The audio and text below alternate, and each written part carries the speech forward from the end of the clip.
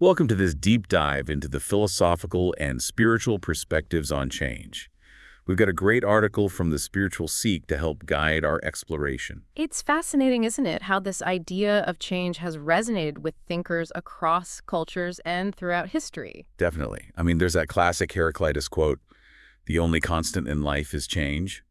But do we really grasp what that means? Well, that's what we're here to unpack. Heraclitus, who was a Greek philosopher from around 500 BC, was really fixated on this idea of panta rhei, everything flows. Right. I remember encountering that concept in my philosophy classes. He believed that impermanence is the real essence of reality. It's all about becoming, not being. And to illustrate this, he used the river metaphor. Ah, yes. Something about not being able to step into the same river twice. Exactly. The river is constantly changing, just like everything else in existence. So where does that leave us when it comes to finding meaning in life if everything is constantly in flux? It's a really good question. Does Heraclitus offer any answers? He introduces this idea of logos, an underlying rational order that governs all this change. So even though everything is changing, there's a principle, a kind of reason or intelligence guiding it all. I see. It's not just random chaos. There's a framework, a guiding force. Right. So how do we apply this understanding to our lives? And how do other traditions, like those explored in the Spiritual Seek article, approach this concept of change? Well, the article delves into Eastern spiritual traditions like Buddhism and Hinduism. How do they view change? Both traditions really emphasize the impermanent nature of, well, everything. In Buddhism, it's called anatta, or impermanence, and it's considered one of the fundamental truths of existence. So it's not just a philosophical idea, it's a core principle. Exactly. And Buddhist practices like mindfulness and meditation are all about cultivating this acceptance of impermanence. They aim to help us detach from our clinging to things and find a sense of inner peace amidst all the change. This detachment, is that kind of like letting go of our expectations of how things should be? It's more about not being so attached to outcomes, not getting swept away by our emotions. You see, mindfulness in Buddhism is about being present in the moment, observing our thoughts and feelings without judgment, recognizing their impermanent nature. So instead of resisting change, we learn to flow with it. Precisely. Now, Hinduism offers a slightly different perspective. They see change as cyclical, represented by the interplay of three deities. Brahma, Vishnu, and Shiva, right? I remember reading about them. Yes. And while Shiva's role as the destroyer might sound a bit, destructive, it's actually about renewal. It's about making way for new beginnings. Though it's not an ending, but a transformation. Exactly. And this cycle of creation, preservation, and destruction highlights the continuous transformation inherent in everything. It ties in with concepts like karma and dharma. Could you unpack those a bit? They're pretty central to Hinduism, right? Absolutely. Karma is the law of cause and effect, meaning our actions have consequences that shape our experiences. Dharma refers to our purpose in life, our duty. So within this framework, change becomes an opportunity to both fulfill our dharma and experience the results of our past actions. It's like change is woven into the very fabric of existence, both in our actions and in the universe itself. Yes. And it's fascinating how these Eastern traditions offer such distinct yet complementary perspectives on change. The Spiritual Seek article also explores Western perspectives, including Christianity and Stoicism. Right. Those seem quite different from Eastern philosophies.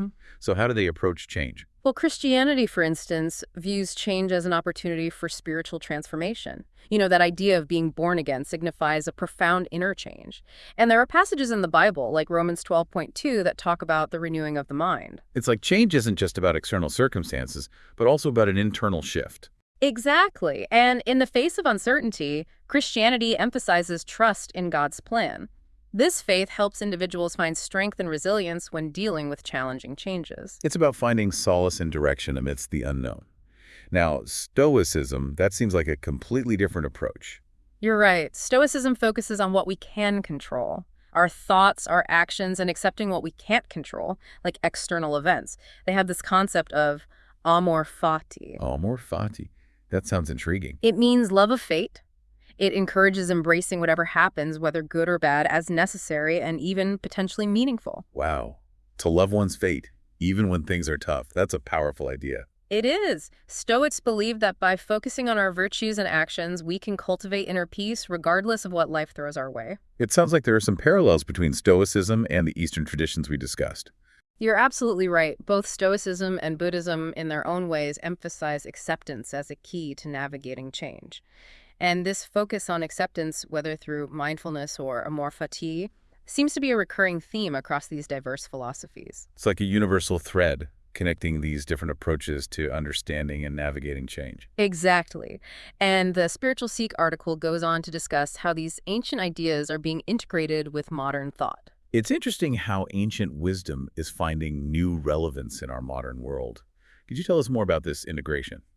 Well, we're seeing a blending of these ancient ideas with contemporary psychology.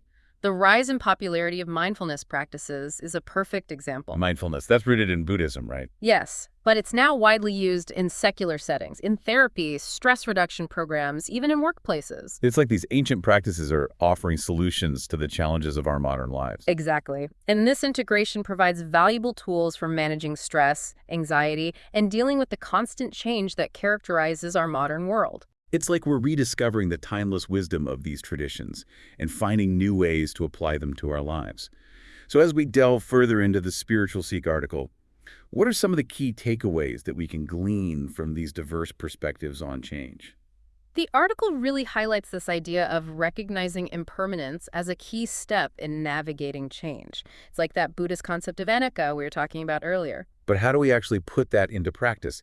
Impermanence can feel kind of abstract. It's a shift in perspective, really. Like, instead of holding on to things as if they'll last forever, we can appreciate them in the present moment. Knowing that they won't last can actually make us enjoy them more. So it's about savoring the moment instead of worrying about when it'll end. Exactly. And that applies to both good and bad experiences. Recognizing that difficult times won't last forever can help us get through them. It's a way to build resilience then. The article also talks about viewing challenges as opportunities for growth. That seems to be a common theme across a lot of these traditions. Absolutely. So instead of seeing challenges as setbacks, we can ask, what can I learn from this? Or how can this help me grow? It's a way to take control and be proactive. Instead of feeling like a victim. Exactly. And that brings us back to mindfulness, something we touched on with Buddhism. Right, mindfulness, being present in the moment. And that can be cultivated through all sorts of techniques, like meditation, mindful breathing exercises, or even just taking a moment to really engage our senses. So there are practical ways to become more mindful. But how does that actually help us deal with change? When we're grounded in the present moment, we're less likely to dwell on the past or worry about the future. It helps us approach change with a clear mind. And with less anxiety, I imagine. The article also mentions this idea of detachment, which came up in both Buddhism and Stoicism. How does that fit in with navigating change? Yeah, it's about letting go of attachment to outcomes. It doesn't mean we become passive. It's more about accepting that things might not go exactly as planned. Accepting uncertainty. Right, and recognizing that we can only control our actions, not external events. So focusing on what we can control. Exactly. That gives us a sense of agency and helps us not get overwhelmed. And speaking of feeling overwhelmed, the article talks a lot about building resilience. That seems pretty important when it comes to dealing with change. Yeah, resilience is our ability to bounce back from setbacks and adapt. And there are so many ways to build that, like meditation, journaling, spending time in nature, or like very different things. How do they all contribute to resilience? they nourish different parts of ourselves. Like meditation can bring inner peace and clarity. Journaling can help us process our emotions and understand our thought patterns better.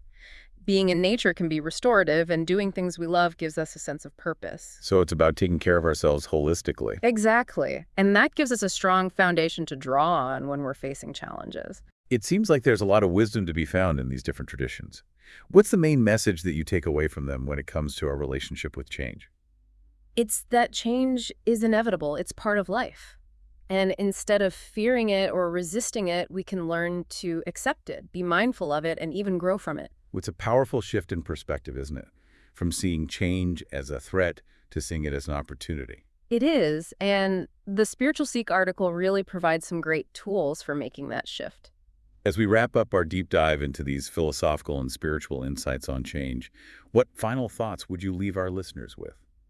I think it really comes down to a change in how we view things. Instead of change being something that disrupts us, we can see it as a chance to grow, renew, understand ourselves and the world better. That shift from fear to acceptance is so important when we think about those inevitable transitions in life. So what can our listeners actually do to cultivate that acceptance? How can they use the transformative power of change? The great thing is, you don't have to follow any strict rules. The article makes it clear. This wisdom we've been discussing, it offers a whole toolkit. We can pick and choose what feels right for us. It's a very personal approach then. How would you recommend someone figures out what practices or tools would work best for them? It's about self-reflection and trying things out. Maybe the Stoic idea of focusing on what you can control really speaks to someone. Or perhaps the Buddhist mindfulness practice is more appealing. It's about exploring these approaches openly and seeing what brings clarity, peace, that sense of empowerment. Experimenting and finding what fits your own needs and situation. As we conclude our deep dive into these philosophical and spiritual views on change, what's that one last thought you'd like to leave with our listeners? Change is always going to be there. It's woven into life. But instead of being anxious or resisting it, we can use the wisdom from these traditions. We can approach change with more awareness, acceptance, and truly transform it from something we fear into an incredible opportunity for growth and fulfillment. Thank you so much for sharing your insights. It's been a fascinating exploration of how different traditions approach change and what we can learn from them. For our listeners, we encourage you to continue exploring these ideas and find what resonates with you. We'll see you in our next deep dive.